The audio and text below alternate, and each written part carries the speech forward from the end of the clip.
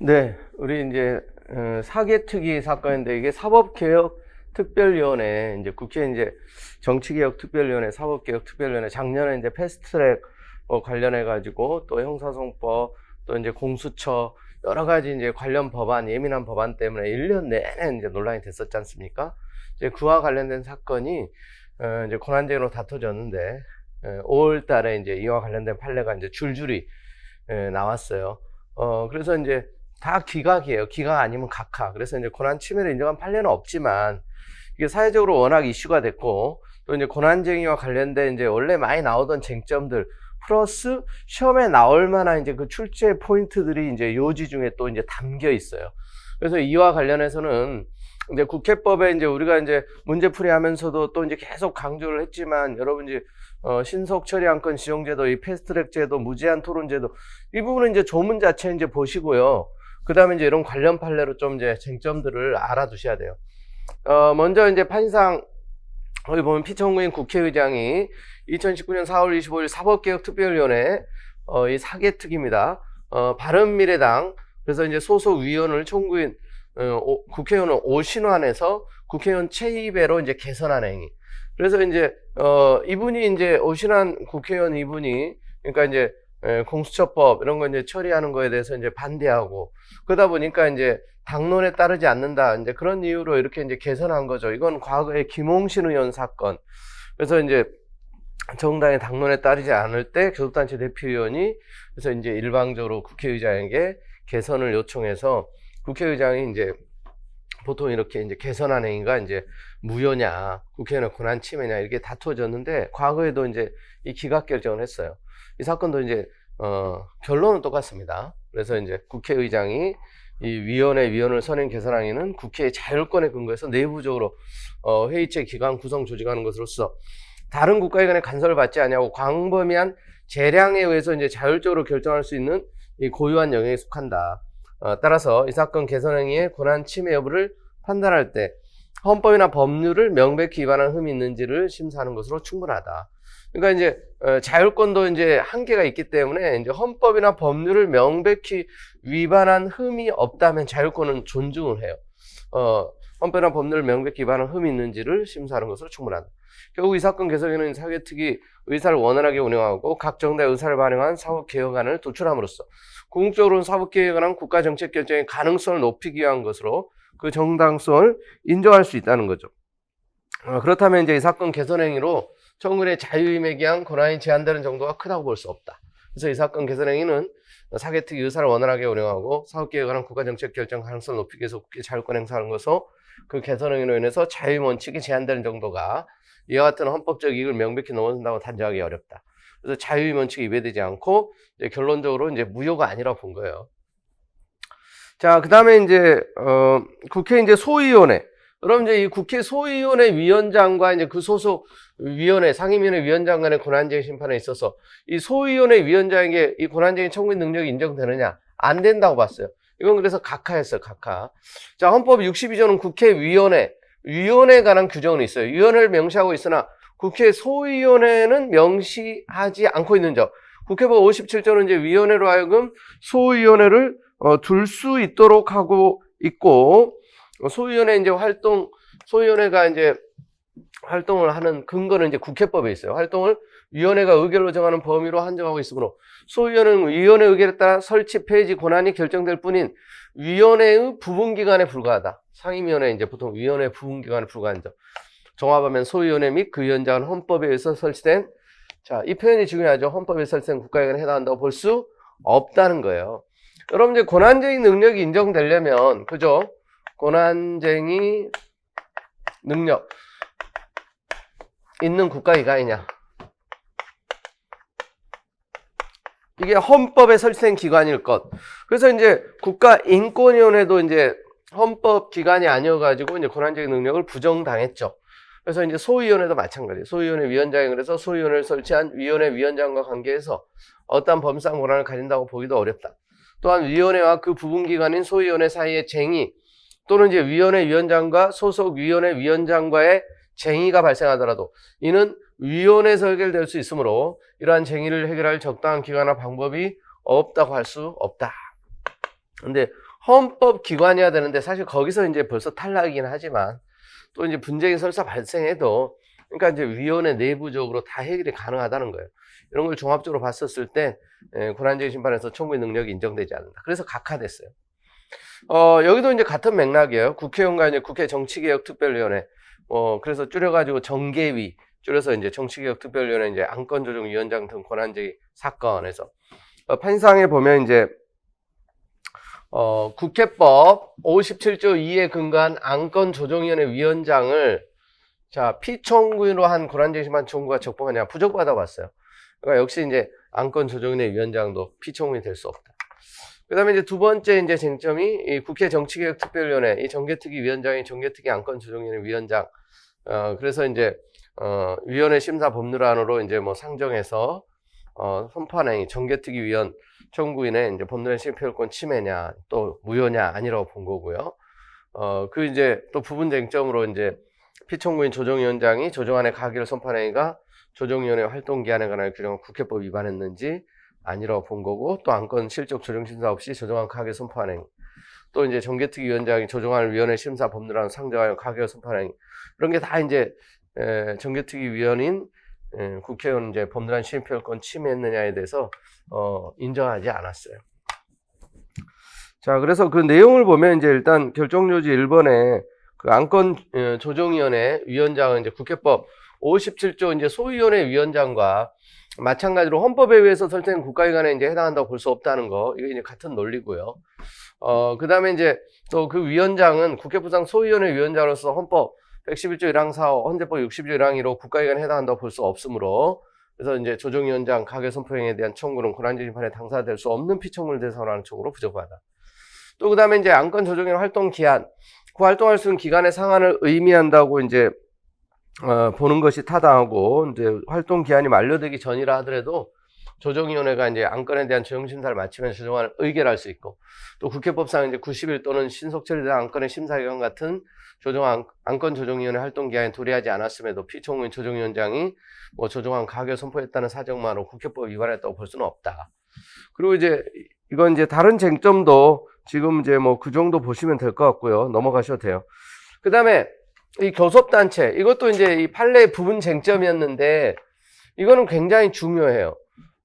왜냐면 이제 기존에는 이론적으로 이제 명시적인 이제 판례는 사실은 이제 없었고, 이론적으로 이제 국회의원들로 구성된 교섭단체, 국회의원만이 교섭단체 구성원이 되고, 또 국회의원이 권한적인 능력이 인정되다 보니까, 정당과 구별해서 교섭단체는 이제 권한적인 능력이 있는 것으로 이해되어 왔었어요. 학자들도 그렇게 주장하고. 근데 이걸 이제 명시적으로 좀 부정한 거죠, 판례가. 자, 국회법 33조 1항 법문은 정당이 교섭단체가 될 수 있다고 규정하고 있다. 그러니까 정당이 교섭단체가 될 수 있다. 소속 국회의원 20명 이상이면 독자적 교섭단체 구성하죠. 그러나 헌법은 권한쟁의 심판 당사자로 국회의원들의 모임인 교섭단체에 대해서는 규정하고 있지 않다는 거예요. 헌법에는 그러니까 교섭단체에 관한 규정이 없다는 거예요.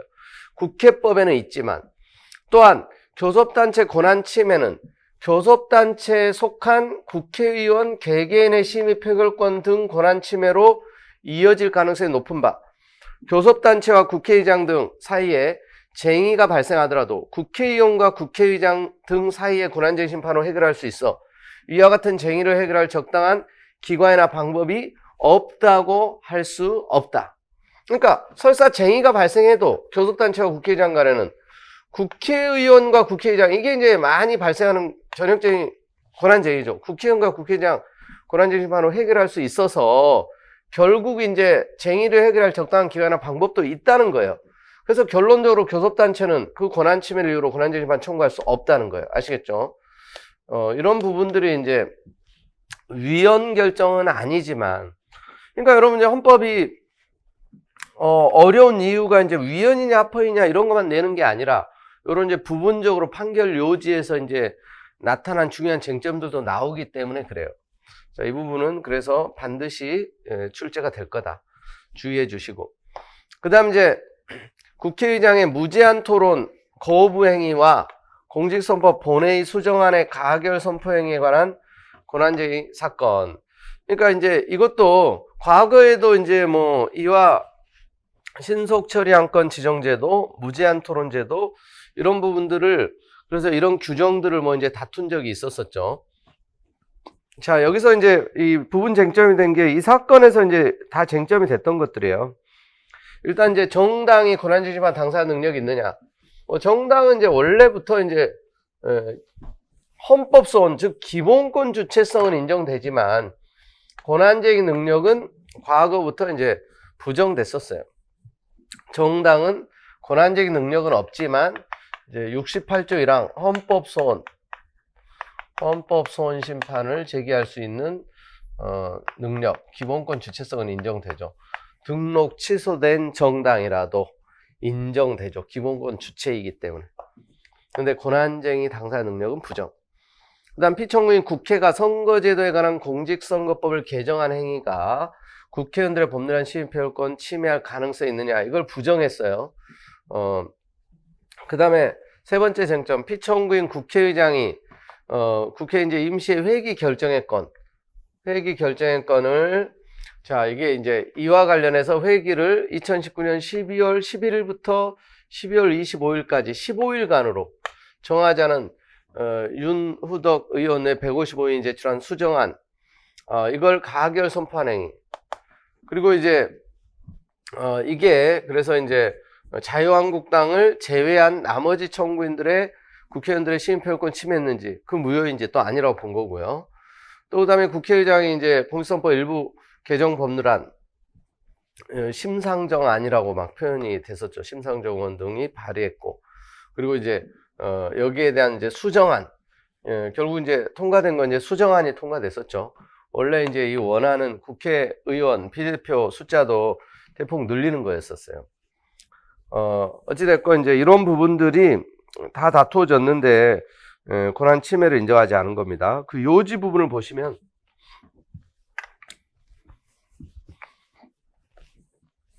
자, 정당은 이제 국민의 자발적 조직으로 그 법적 성격 일반적으로 사적 정책 결산 내지는 법인격 없는 사단으로 공권 행사 주체로서 국가기관의 지위를 갖는다고 볼 수 없다.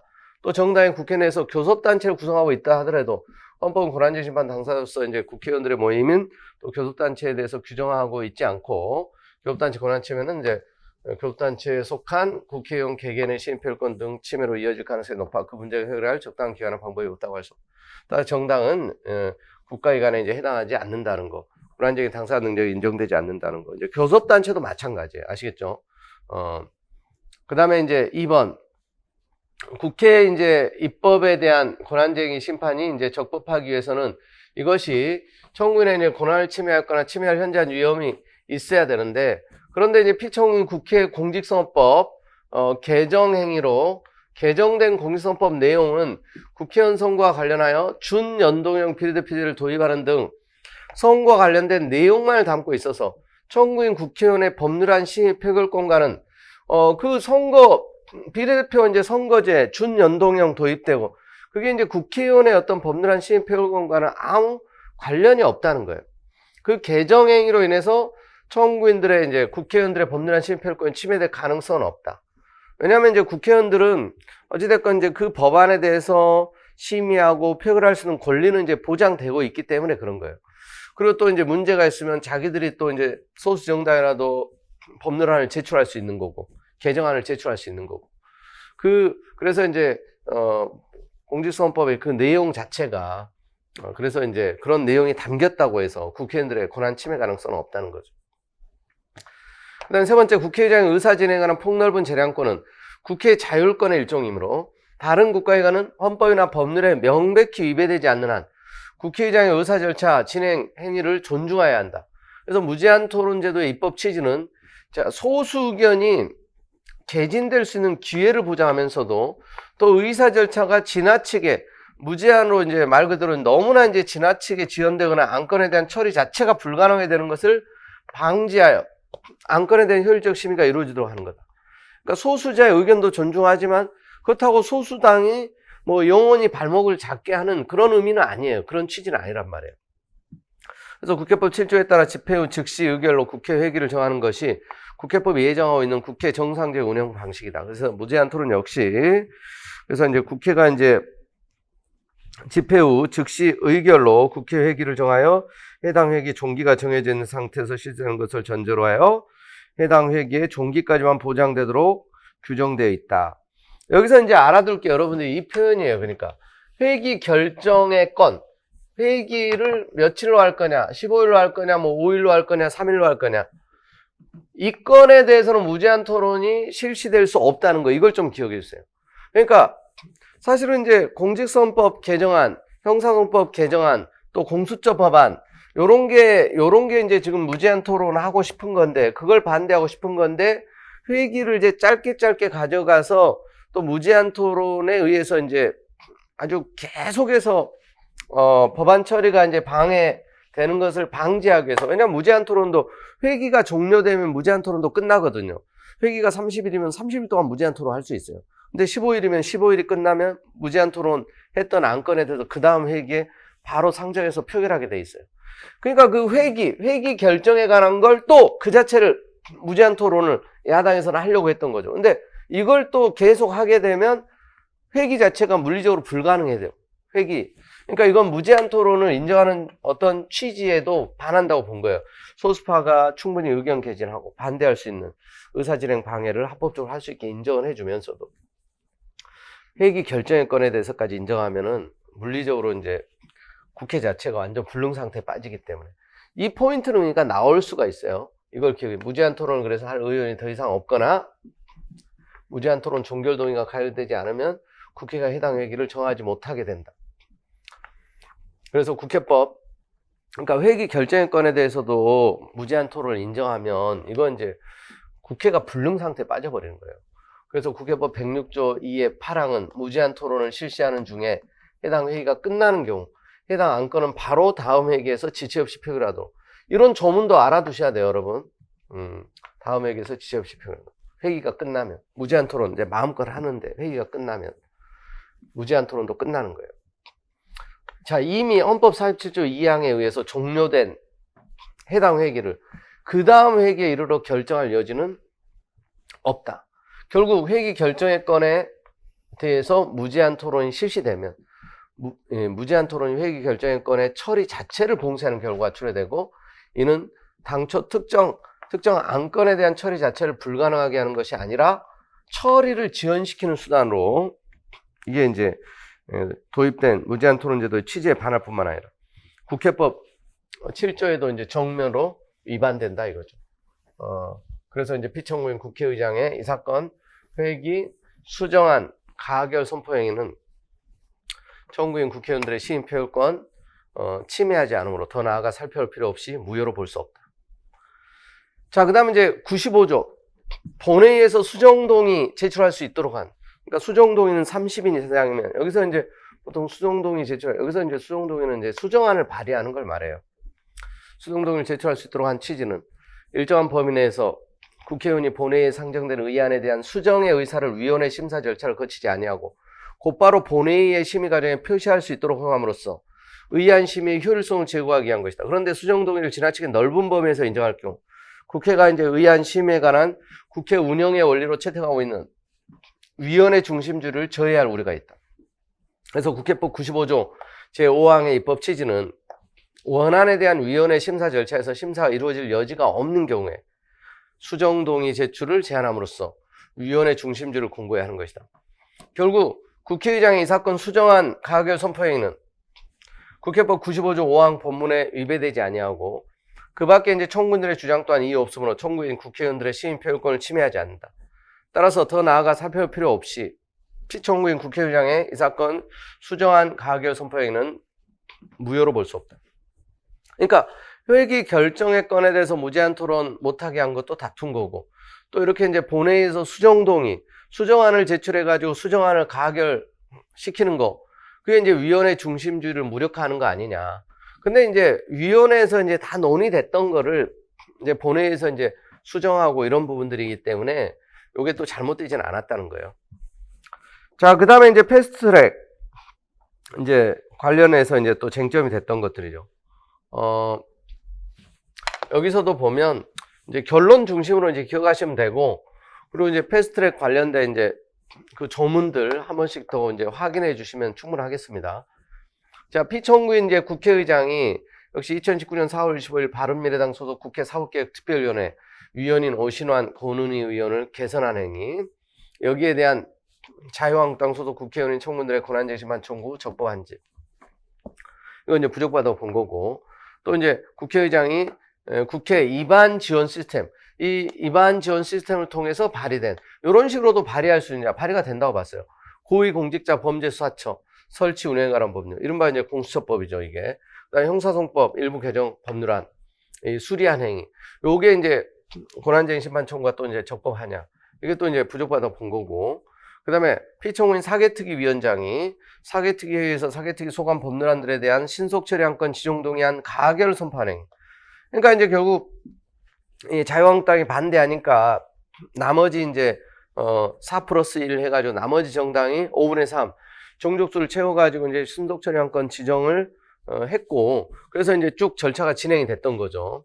그래서 이제 이 정족수 다 충족했고, 이게 이제 뭐 위원인 청구인들 반대하는 이런 사람들의 시민표현권 침해는 아니라고 본 거예요. 그리고 이제 이 과정에서 이제 뭐 개회전 위원장 뭐 간사 간의 협의에 관한 국회법 49조 2항 위반되느냐, 뭐 다 위배되지 않는다고 본 거예요. 또 입안 지원 시스템을 통해 발의된 법률안에 대해서 신속 처리 안건 지정 동의안을 상정한 것, 이게 국회법 관련 규정 절상 위법이냐 아니라는 거고, 이게 다 가능한 방법이라고 본 거예요. 그리고 이제 나머지 쟁점들도 보면 그런 거예요. 개회전 거기 이제 뭐 세 번째도 이제 보면 신속 처리 안건 지정 동의안 표결 전 별도의 질의 토론 절차를 거치지 않은 거, 이게 또 이제 절상 위법이냐 아니라고 본 거고, 또 그 위원이 이제 교체된 거, 개선돼 가지고 참여한 표결로 교체된 사람들이 이제 의결정도 충족하고, 그 충족됨에 의해서 위헌 위법 사유가 있어, 또 이제 위헌인 청구들의 법률안 시민표현권 침해냐, 이것도 아니라고 본 거예요. 적법하게 다 이제 교체된 걸로 본 거죠. 또 그다음에 피청구 이제 국회의장의 사개특위 소관 법률안들에 대한 신속 처리 안건 지정 행위가 사개특위 위원인 청구들의 법률안 시민표현권 침해했느냐, 역시 아니라고 본 거고, 또 이제 정치개혁특별위원회 위원장이 그 정개특위 회의에서 이제 정개특위 소관 법률안에 대한 신속 처리 안건 지정 동의안 가결 선포하는, 이것도 다 마찬가지예요. 거기 이제 쟁점들도 이제 지금 뭐 사개특위하고 이제 비슷합니다. 그 요지 보면 이제 여기도 이제 그 자료 여러분들 쭉 한 번씩 이제 읽어보시면 되고요. 거기 1번에 사개특위 위원이 아닌, 그 위원이 아닌 청구인들은 사개특위에서 이루어진 각 개선 행위에 의해서 권한을 침해받았거나 침해받을 현저한 위험성이 있다고 보기 어렵다. 그 위원도 아닌 사람들이 이제 여기에 대해서 이제 다툴 수 없다고 본 사안이고, 그 다음에 그 수리행위에 대한 권한쟁의심판 청구, 법률에 대한 위원회 해부, 안건 상정, 본회의 부의 등과 별도로 오로지 전자정보 시스템으로 제출한 법률안을 접수하는 수리행위만을 대상으로 하는 그러한 법률안 수리행위만으로 또 사개특위, 정개특위 위원인 청구인들의 법률안 시민표현권 침해될 가능성, 위험성은 또 이제 없다고 봤고요. 그 다음에 이제 그 위원장과 간사 간의 협의 대상, 위원회 의사 일정, 개회 일시고, 이에 관한 의견을 교환하고, 그냥 교환하고 수렴하는 절차라는 협의의 의미에 비춰볼 때, 그러니까 협의라고 돼 있는 거잖아요. 협의. 뭐 합의하고 또 의미가 달라요. 협의 절차가 준수되었는지 여부는 위원장이 의사 일정으로 상정된 안건, 또 개회 일시에 대해서 어느 시점에 어떤 방법으로 연락을 하였는지, 그로 인해 소속 위원들의 회의에 참석하지 못하는 등 시민표현권 행사에 제한이 발생했는지 고려해서 판단해야 할 것이다. 근데 이 사건 사개특위 개회전 협의는 성질상 다양한 방식으로 할 수 있고, 또 종국적 판단 결정은 사개특위 위원장에 맡겨져 있으므로, 자, 전화통화나 문자메시지, 이메일 통보에 한 사개특위 개회전 협의 방식에 위법한 점은 없다. 또 더불어민주당과 자유한국당의 사개특위 간사 사이에 회의 일시에 관하여 문자메시지와 전화통화가 있은 후 피청구인 사개특위 위원장은 개회 예정 시각부터 2시간 10분 전에 간사들 포함한 위원들에게 개회 일시 장소를 문자메시지로 알리고 의사일정으로 신속처리 안건 지정동의안 상정될 것임을 그 대상 법률안 대표 발의자 의안 번호를 특정하여 이메일로 안내함으로써 의사일정 개회 일시를 협의의 대상으로 삼았으므로 이에 관해서도 위반한 점이 없다. 이후에도 개회 시각, 장소가 매우 긴급하게 변경되어 통보되었으나 이는 사실상 사전 협의를 통해 의사일정으로서 상정될 안건, 또 이제 개회 일시를 알고 있던 자유한국당 소속 관계자들과 다른 정당 관계자들의 대립에 기인한 것이고, 또 임박한 뭐 통보에도 이제 위원인 청구인들 전원이 회의에 참석하여 안건에 대한 시민권 행사 불가능하지 않았다는 점에서 이제 절차 위반하지 않았다고 본 거예요. 그 다음에 나머지 쟁점도 마찬가지예요.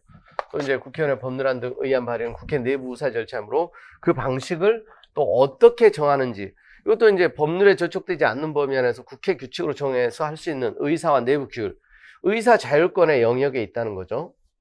또 국회 사무관리규정 8조 2, 여기서 이제 문서 전자적 처리에 관하여 21조 6항에서 정보통신망을 이용한 문서 접수 처리에 관하여 일반적으로 정하고 있고, 또 사무처 정보화 업무 내규 3조 2호에서는 국회 사무총장이 원활한 의정활동을 지원하기 위해서 구축과 운영할 수 있는 정보 시스템의 하나로 입안 지원 시스템 규정하고 있으며, 이러한 국회 사무처 정보화 업무 내규는 부칙에 의해서 이 사건 당시로부터 3년 전인 2016년 1월 이후 제정되어 시행되었다. 또 전자문서양 개별 국회의원 법률안 제출 방식은 국회 자율권의 범위 내에서 허용되고 국회 규칙 내규에 근거 둔 제출 방식으로 국회법 79조 2항에 반하지 않는다.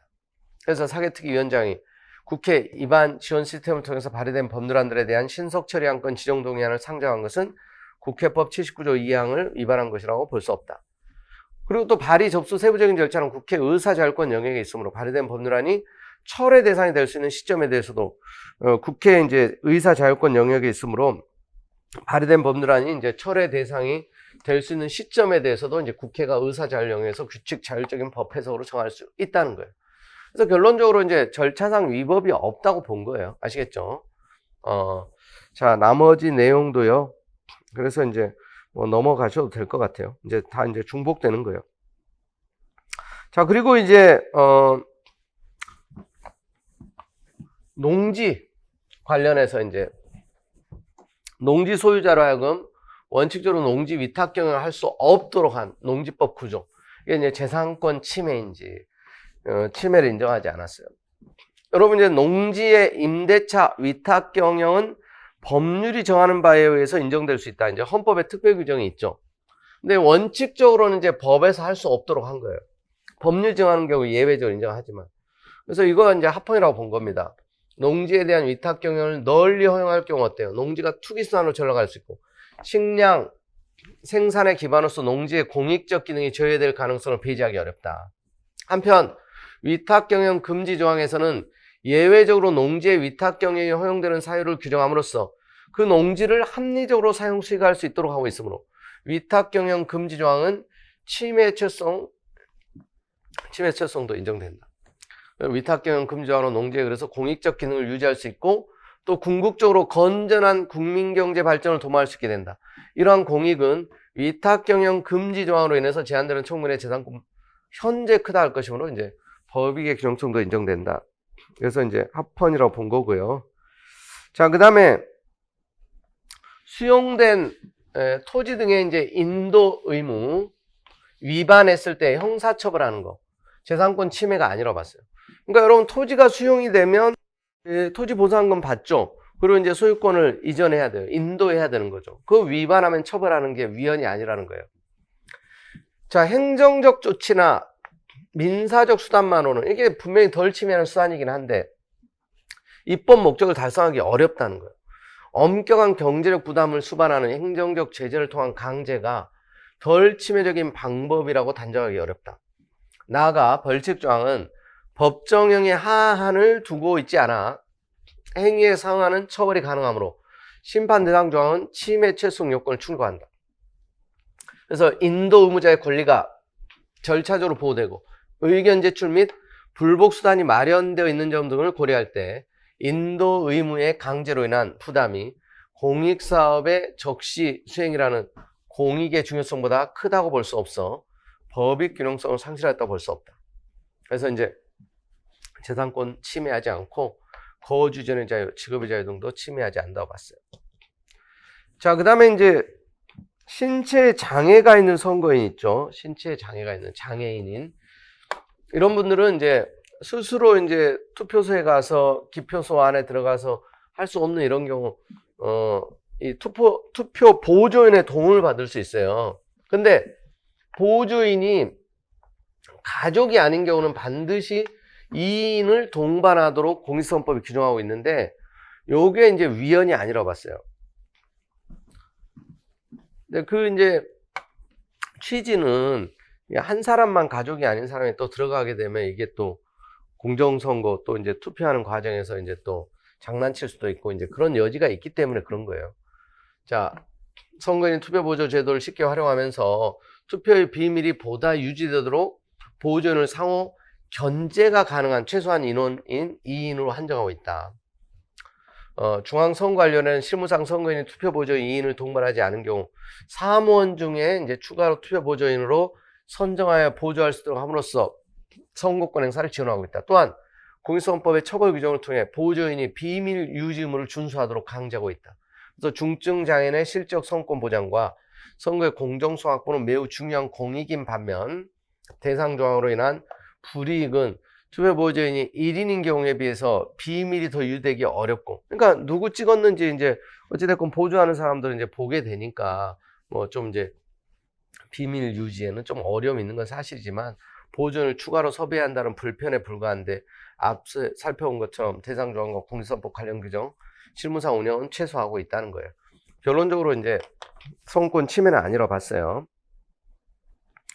자, 그 다음에 이제 업무상 군사기밀 누설행위를 3년 이상 유기징역에 군사기밀 누설했을 때 3년 이상 유기징역에 처하는 군사기밀보호법 헌법 위반되느냐, 이게 이제 책임형벌관의 비례원칙, 과잉형벌이냐 이런 게 쟁점이 됐는데 명확성 원칙에 반하지도 않고 또 이제 비례원칙에 반하지도 않는다고 봤어요. 업무상 뭐 군사기밀을 취고하는 사람, 취고했던 사람, 뭐 어떤 의미인지 충분히 알 수 있는 거고 책임과 형벌 간의 비례관계도 충족했다고 본 겁니다. 자, 그 다음에 이제 택시 운전 자격, 취득한 자가 친족 관계인 사람을 강제 추행해서 금고 이상 실형을 선고받은 경우 그 택시 운전 자격을 취소하도록 규정한 여객장차운수사법, 이게 직업의 자유, 과도한 제한이냐 아니라고 봤어요. 필요한 제한으로 봤어요. 이런 경우도 당연히 이런 이제 규제는 할 수 있어야죠.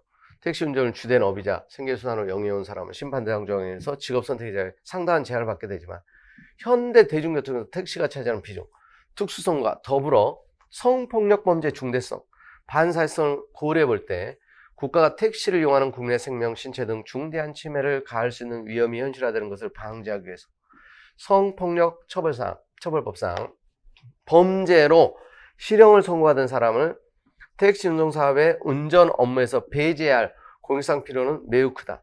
이와 같은 점을 종합할 때 심판 대상 조항은 과잉금지 원칙에 위배되지 아니한다. 그 다음, 자, 연금보험료를 낸 기간이 그 연금보험료를 낸 기간과 연금보험료를 내지 아니한 기간을 합산한 기간의 이제 3분의 2보다 짧은 경우 유족연금 지급을 제한한 국민연금법, 인간다운 생활 권리 침해는 아니라고 봤어요. 여러분 이제 인간다운 생활 권리 침해를 인정한 판례는 아직 하나도 없다 그랬죠. 사실 이제 인간다운 생활 권리 침해 여부가 다퉈진 판례는 굉장히 많아요. 아직 하나도 없다는 거 기억해 주시고, 이것도 마찬가지.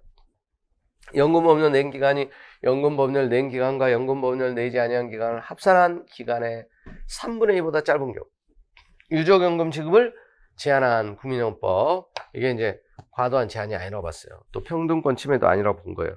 그 요지 1번 보면요, 국민연금 제도는 자기 기여를 전제로 하지 않고 이제 국가로부터 소득을 보장받는 순수한 사회보장 제도가 아니라 가입자의 보험료를 재원으로 가입기간, 기여도, 그러니까 가입기간이 길고 많이 적립하면 당연히 이제 많이 혜택을 누리는 거죠.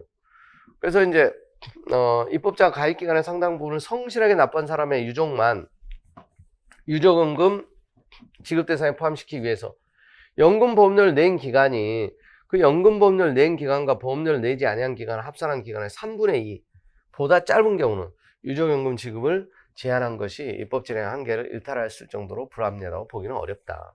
그래서 이제 심판 대상 조항에 따라 유족연금을 지급받지 못하게 된 유족들은 또 반환 일시금을 또 이제 받을 수 있기 때문에 그래서 과도한 제한이 아니라고 봤어요. 아시겠죠? 그 다음에 이제 넘어가시고 나머지는 그 다음 유예기간을 두고 있는 법령의 경우 헌법소원 심판 청구기간 계산점을 그 법령의 시행일이 아니라 유예기간 경과일이라고 본 사례. 자, 이건 이제 판례가 변경됐죠. 자, 이건 또 출제는 이제 영순이에요, 영순이. 너무너무 중요한. 실제 이 사건에서 이제 위헌 결정한 건 아닌데, 시험에 이제 이 기간, 어떤 이제 기산점, 이게 이제 이론적으로 이제 헌법소원의 요건 관련해서 중요한단 말이에요. 예전에는 유예기간이 있는 법령도 유예기간 경과일이 아니라 그 법 시행일이라고 봤어요, 시행일. 그 시행일을 기산점으로 봤다고요. 종전 판례가. 그래서 종전에도 그러니까 반대 의견은 아니, 그 유예기간이 경과해야 비로소 이제 제한을 받으니까 유예기간 경과일을 기산점으로 봐야 된다. 그건 반대 의견인데 이제 판례가 바뀐 거죠. 그래서 이런 거 이제 뭐 우리 실전 동영 모의고사에서도 벌써 다루고 이제 많이 얘기했지만, 그럼 이제 혹시 이제 오늘에야 이제 뭐 알게 됐다, 이런 분들은 정말 무척 다행이라고 생각하셔야 돼요. 자, 이런 부분들은 정말 출제자들이 좋아하는 포인트예요. 왜냐하면 이제 눈에 띄지 않으면서 실제 이제 이 대상 법률에 대해서는 이제 합헌 결정했는데 그 이제 요지를 통해서 이제 판결 요지 부분에서 이제 바뀐 부분이기 때문에 자칫 놓칠 수도 있어요. 자, 그 결정 요지 부분 보세요. 유예기간 경과하기 전까지 청구인들은 이 사건 보호자 동승 조항에 의한 보호자 동승 의무를 부담하지 않는다. 그죠? 기존에 이제 쭉 사업하던 사람들은 이제 유예기간 동안은 이제 원래대로 이제 쭉 할 수 있으니까. 근데 이제 이렇게 유치원 어떤 이제 통학 차량들 자꾸 이제 어린아이들 사고 나면서 반드시 이제 필요적으로 이제 동승하도록 이렇게 이제 법이 바뀐 거예요. 이 사건 보호자 동승 조항, 그래서 구체적으로 현실적으로 청구인들에게 적용된 것은 유예기간 경과한 때부터다. 때부터. 이때부터 이제 청구기간을 기산함이 상당하다. 종래 이와 견해를 달리하여 법령의 시행일 이후 일정한 유예기간을 둔 경우 이에 대한 헌법소지만 청구기간 기산점을 법령 시행이라고 판시하고 우리 재판소 결정은 이 결정의 취지와 저촉되는 범위 안에서 변경한다. 명시적으로 이렇게 변경했어요. 아시겠죠? 그래서 이제 중요하고, 그다음에 실제 이 사건에서 이제 그 도로교통법 있죠. 도로교통법 53조 사망 전단조 학원 설립 운영 및 과외교수에 관한 법률에 따라 설립된 학원 및 체육시설 설치 이용에 관한 법률에 따라 설립된 체육시설에서 어린이 통학버스 이 운영하는 자에 관한 부분, 이제 보호자 동승 조항이죠. 반드시 이제 의무적으로 이제 동승하도록. 이게 이제 직업수행자의 침해냐, 이제 아니라고 본 거예요. 근데 이제 이 법을 이제 다툴 때, 그 제소기간, 그래서 이제 청구기간을 준수했는지를 언제를 기산적으로 볼 거냐. 이게 이제 유예기간, 그래서 이제, 경과일이다, 이거죠. 그러면 당사자 권리구제 이게 더 유리한 거예요, 결과적으로. 왜냐면 이제 기간을 좀 더 여유있게 이제 벌 수 있기 때문에. 근데 시행일을 기준으로 해버리면, 어떤 경우는 이제 제소기간이 경과돼가지고 다툴 수 없는 이런 문제도 있는 거예요. 그러니까 이 판례가 바뀐 것은 타당하다고 볼 수 있다. 자, 그 다음에 이제 넘어갑니다. 그 내용은. 그 다음에 이제 여러분 이제 정교조 사건 있죠. 자, 이 정교조 사건은 지금 2015년 판례인데 이걸 보는 이유는 최근에 이제 대법원 판례하고 이제 비교해서 이제 좀 관련된 쟁점이기 때문에 그래요. 그래서 여전히 이제 기존 판례지만 또 이제 등장할 수도 있고, 일단 어떤 법령에 대한 헌법소는 별도의 집행행위를 예정하고 있어 법령에 대한 헌법소지만 청구에서 기본권 침해 직접성을 부인한 사례. 그러니까 법령 자체가 직접 기본권을 침해했을 때 헌법소로 다툴 수 있어요. 다른 이제 별도의 집행행위를 예정하고 있다. 그럼 구체화된 집행행위를 다투어야 돼요. 이런 경우 법령의 직접성이 결여되는 거예요. 자, 다른 불복 절차가 거치지 아니하여 보충서 요건을 흠결한 것으로 본 사례 가지고 이제. 그다음에 이제 3번 쟁점. 교원의 노동조합 설립 운영 등에 관한 법률 적용을 받는 교원의 범위를 초중등학교 재직주인 교원으로 한정하고 있는 교원 노동조합 설립 운영에 관한 법률이 있죠. 그러니까 재직주인 교원으로 제한하고 있어요. 그러니까 해직된 그런 이제 교원은 교원 노조 자격이 없는 거죠. 가입할 수 있는 자격. 여기에 대해서는 기본적으로 이제 합헌이라고 본 거예요. 여기에 대해서는. 그러니까 여러분 이제 헌재 판례는 그래서 이제 해직된 교사, 교원 노조 이제 가입 자격을 제한한 교원 노조법에 대해서 이제 합헌이라고 본 거고요. 일단 이제 결정요지 부분 보면 교원의 이제 이 노동조합 설립 운영에 관한 법률 시행령, 요 시행령 구조 1항 중 노동관계조정법 그래서 시행령 구조 2항에 관한 부분, 요 시정 요구 부분 있죠. 법의 노조 통보. 자, 대법원에서 문제가 된 게 이 부분이에요. 그러니까 이 시정 요구나 법의 노조 통보라는 별도의 집행행위를 예정하고 있으므로 이 법의 노조 통보 조항에 대한 헌법소원은 기본 침해의 직접성이 이건 인정되지 않아요. 이건 이제 그러니까 각하된 거예요. 그러니까 별도의 집행행위를 예정하고 있다. 그 시행령에 근거한 시정 요구라든가 법의 노조 통보를 받으면 그걸 다투어야 되는 거예요. 그 근거가 되는 이제 법을 시행령을 이렇게 헌법소원으로 다투면 안 되고. 아시겠죠?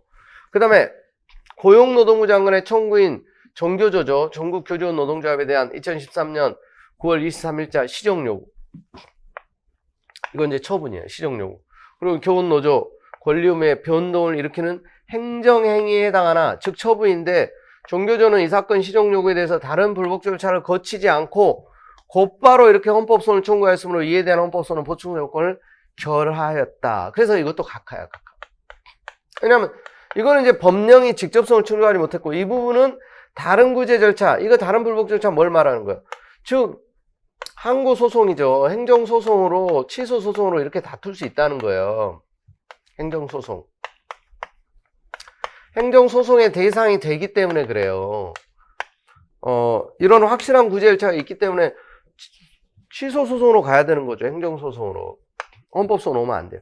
그래서 이제 이런 헌재 결정이 있고 나서 어때요? 그러니까 취소소송을 제기한 거죠. 그 취소소송에 대한 이제 대법원 판례가 이제 비로소 요번 이제 9월 달에 최근에 나온 거예요. 그래서 이제 취소 판결을 한 거죠. 이 시정 요구가 잘못됐고, 이 법의 노조 통보. 그래서 이제 이게 잘못됐다고 본 거예요.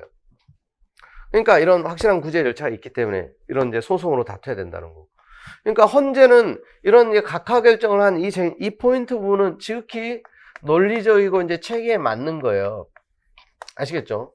근데 이제 언론에서는 마치 이제 헌재에서 어떤 판시한 내용을 대법원이 다 뒤집어 버린 것처럼 이제 잘못 어떤 이제 보도된 그런 내용들도 있던데, 대법원 판례하고 헌재 판례 쟁점이 달라요. 이제 헌재 판례는 그러니까 심판하는 거 뭐만 심판한 거예요? 이 사건 법률 조항이에요. 전국교직원 노동조합법. 가입 범위를 제한한 거. 요거는 이제 합헌. 그러니까 이런 이제 기본적인 헌재 결정에는 대법원하고 이제 모순 충돌되는 게 아무것도 없어요. 대법원에서 문제가 된 거는 요 시정 요구 이제 법의 노조 통보에 대해서 이제 행정소송으로 심판을 한 거고. 아시겠죠?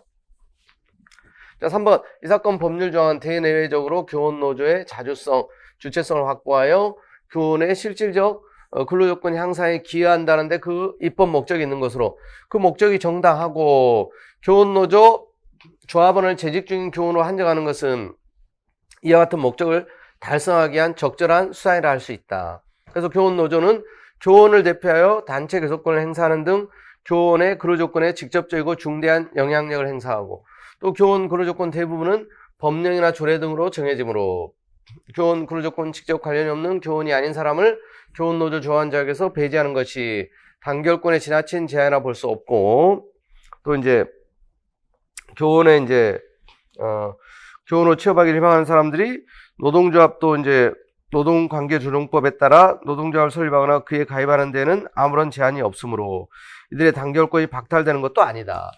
아시겠죠? 그리고 이제 또 이 사건 법률 조항 단서는 조원의 노동조합 활동이 임명권 자유에서 부당하게 제한되는 것 방지함으로써 교원의 노동조합 활동을 보호하기 위한 것이고, 해직 교원에게도 교원 노조의 조합원 자격을 유지하도록 할 경우, 그래서 이제 개인적인 해고의 부당성을 다투는데 교원 노조 활동을 이용할 우려가 있으므로 해고된 사람의, 그러니까 교원 노조 조합원 자격을 제한하는 데는 합리적 이유가 인정된다. 그래서 합헌이라는 거예요. 한편 교원이 아닌 사람이 교원 노조에 일부 포함되어 있다는 이유로 이미 설립 신고를 마치고 활동 중인 노동조합을 법의 노조로 할 것인지 여부는 법의 노조 통보 조항이 정하고 있고, 또 법원은 법의 노조 통보 조항에 따른 행정당국의 판단이 적법한 재량권의 범위 안에 있는 것인지 충분히 판단할 수 있으므로 이미 설립 신고를 마친 교원 노조의 법상 지위를 박탈할 것인지 여부, 이 사건 법의 노조 통보 조항의 해석 내지 법 집행 운영에 달린 문제를 할 것이다. 따라서 이 사건 범죄원 침해 최소에도 위반되지 않는다. 그리고 이제 거기에 대해서는 이제 구체적인 위법, 적법을 판단하는 건 법원이 해야 될 일이에요. 이 법률 조항에 대한 거는 이제 헌재가 합헌이라고 본 거고. 이 사건 법률 조항으로 인해서 그래서 교원노조, 해직교원의 단결권 자체가 박탈된다고 할 수는 없는 반면, 교원이 아닌 자가 교원노조 조합원자를 가질 경우 교원노조 자율성에 대한 그 침해는 중대해야 할 것이어서 법익의 균형성도 갖추었으므로 이 사건 법조항은 그래서 청구인들의 단결권을 침해하지 아니한다.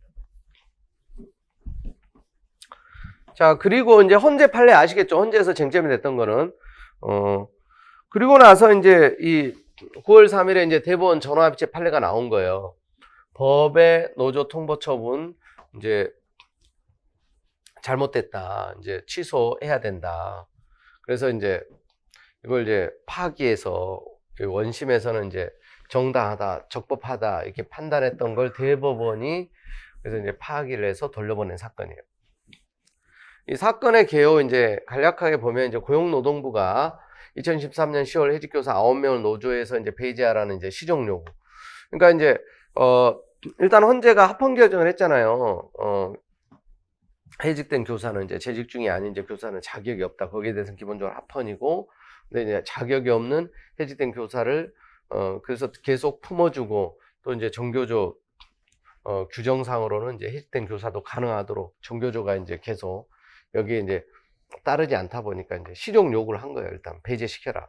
안 그러면 니네들 불법 노조로, 법의 노조로 이제 인정하겠다. 그러니까 안 따르니까 이제 법의 노조 통보 처분을 한 거예요. 그래서 조합원 자격을 현직 교사로 제한하는 교원노조법에도 불구하고 정규조 일부 해직 교사 조합원으로 활동하고 있어 합법적 노조로 볼 수 없다. 이게 이제 노동부의 이제 판단이죠. 그래서 교원노조법, 노동조합법 2조는 교원 아인자 가입을 허용하는 경우 노동조합으로 보지 아니한다고 규정하고 있고, 또 교원노조법 시행령 9조, 또 노조법 시행령 9조는 설립 신고 이후 교원 아인자의 가입이 허용된 경우 고용노동부 장관은 시정 요구를 하고 이행하지 않는 노동조합에 대해서 법의 노조임을 통보해야 한다고 정하고 있다. 근데 이제 문제는 요 시행령이에요, 시행령. 이런 이제 시행령. 이제 이런 부분들이 이제 법의 노조 통보 근거, 직접적인 근거는 이제 상위 법이 아니라 이제 시행령이. 이게 이제 결론적으로 이제 법률 원칙이 위배된다고 본 거예요. 자, 이 사건 법의 노조 통보의 적법 여부. 헌법상 이제 법률 원칙과 행정입법의 한계. 자, 헌법 37조 2항은 국민의 모든 자유와 권리는 국가안전보장 질서 유지 공공복리를 위해서 필요한 경우에 한해서 법률로서 제한할 수 있다. 제한하는 경우에도 자유와 권리의 본적 내용을 침해할 수 없다. 그래서 헌법상 법치주의는 법률 원칙, 즉 행정작용에 국회가 제정한 형식적 의미의 법률의 근거가 요청된다는 원칙의 핵심 내용으로 한다. 나아가 법률 원칙은 단순히 행정작용의 법률의 근거를 두기만 하면 충분한 것이 아니라 국가 공동체 구성원의 기본적이고도 중요한 의미를 갖는 영역, 특히 국민의 기본권 실현에 관련된 영역에 있어서는 행정에 맡길 것이 아니고 국민의 대표자인 입법자 스스로 본질적 사항에 대해서 결정한다는 요구, 의회 유보 원칙까지 내포하는 것으로 이해되고 있다. 자, 여기서 어떠한 사안이 국회가 형식적 의미의 법률을 규정하는 본질적 사항에 해당하는지, 구체적 사례에서 관련된 이익 내지 가치 중요성, 규제 또는 침해 정도, 방법 등을 고려하여 개별적으로 결정해야 하지만 규율 대상이 국민의 기본권과 관련된 중요성을 가질수록, 그리고 그에 관한 공개적 토론의 필요성, 또 상충하는 이익 사이의 조정 필요성이 클수록 그것이 국회의 법률에 의해서 직접 규율될 필요성은 더 증대된다. 따라서 국민의 권리 의무에 관한 기본적이고 본질적인 사항은 국회가 이제 정해야 한다. 그래서 이제 헌법상 보장된 국민의 자유와 권리 제한할 때는 적어도 그 제한의 본질적 사항에 관하여 국회가 법률로서 스스로 규율해야 된다. 헌법 75조는 이제 근데 위임에 이제 근거가 또 있잖아. 대통령은 법률에서 구체적 법률 정한 위임받은 사항, 또 법률 집행에 필요한 사항에 관해서 대통령령을 발할 수 있다. 그래서 이제 따라서 대통령은 법률에서 구체적으로 법률 정한 위임받은 사항, 또 집행하에 필요한 사항에 대해서는 대통령령으로 정할 수 있어요. 여기에 대해서 대통령령 발할 수 있으므로 법률의 시행령은 모법인 법률에 의해서 위임받은 사항, 또 법률이 규정한 범위 내에서 법률을 현실적으로 집행하는 데 필요한 세부적인 사항만을 규정할 수 있을 뿐. 자, 이거죠. 이제 법률에 의한 위임이 없는 한 법률이 규정한 개인의 권리 의무에 관한 내용을 변경 보충하거나 법률에 규정되지 아니한 새로운 내용을 규정할 수는 없다. 이건 원래 이제 대법원에서 계속 언급해 왔던 행정입법에 관한 내용으로 이제 많이 나오던 거예요. 이 사건 시행령 조항의 위헌성. 자, 법의 노조 통보는 적법하게 설립된 노동조합의 법적 지위를 박탈하는 중대한 침입적 처분으로서 원칙적으로 국민의 대표자인 입법자가 스스로 형식적 법률을 규정할 사항이고 행정입법으로 규정하기 위해서는 반드시 법률의 명시적 구체적 위임이 있어야 된다. 원래는 법으로 정해야 되는데 이제 또 위임을 받으면 되는데 반드시 명시적 구체적 위임이 있어야 된다. 그런데 이 사건 시행령 조항은 법률의 위임 없이 법률이 정하지 아니한 법의 노조 통보. 그러니까 이제 이거는 이제 보니까 법에 없어요. 법의 노조 통보. 여기에 관해서 규정함으로써 헌법상 노동 3권을 본질적으로 제한하고 있으므로 그 자체로 무효라고 봤어요. 이게 이제 중요한 포인트예요. 또 노동자부상 노동조합으로 인정되는지 여부는 헌법상 노동 3권의 실질적 행사를 위한 필수적 전제가 되고 이미 적반 절차를 거쳐 설립된 노동조합에 대한 법의 노조 통보는 아직 법상 이제 노동조합이 아닌 단체에 대한 설립, 신고서, 발례에 비해서 그 침입성이 더욱 크다. 따라서 이처럼 강력한 기본권 관련성을 가지는 이 법의 노조 통보에 관하여 법률에 분명한 근거가 있어야 한다고 보는 것이 헌법상 법률 원칙에 부합한다는 거예요. 그런데 현행 노동조합법은 그 제정 당시부터 현재까지 설립신고서 발례에 관하여 직접 규정하면서도 그보다 더 침입적 법의 노조 통보에 관하여는 아무런 규정을 두고 있지 않고 이를 시행령에서 규정하도록 위임하고 있지도 않다. 위임하고 있지도 않다는 거예요. 결론이에요. 요컨대 법의 노조 통보는 이미 법률에 의해서 법의 노조가 된 것을 사후적으로 고지하거나 확인하는 행위가 아니라 그 통보로서 비로소 법의 노조가 되도록 하는 형성적 행정처분이다. 이러한 법의 노조 통보는 단순히 노동조합에 대한 법상 보호만을 제거하는 것에 그치지 않고 헌법상 노동 3권을 실질적으로 제약한다는 거예요. 그런데 노동조합법은 법상 설립 요건을 갖추지 못한 단체의 노동조합 설립 신고서를 발례하도록 규정하면서도 그보다도 더 침입적인 설립 후 활동 중인 노동조합에 대한 법의 노조 통보에 관한 아무런 규정을 두고 있지 않고 이를 시행령에 위임하는 명문 규정도 두고 있지 않다. 더욱이 법의 노조 통보 제도는 입법자가 반성적 고려해서 폐지한 노동조합 해산명령 제도와 실질적으로 다를 바가 없다. 그러니까 이제 이 노동조합 해산명령 제도하고 실질적으로 똑같다고 본 거예요.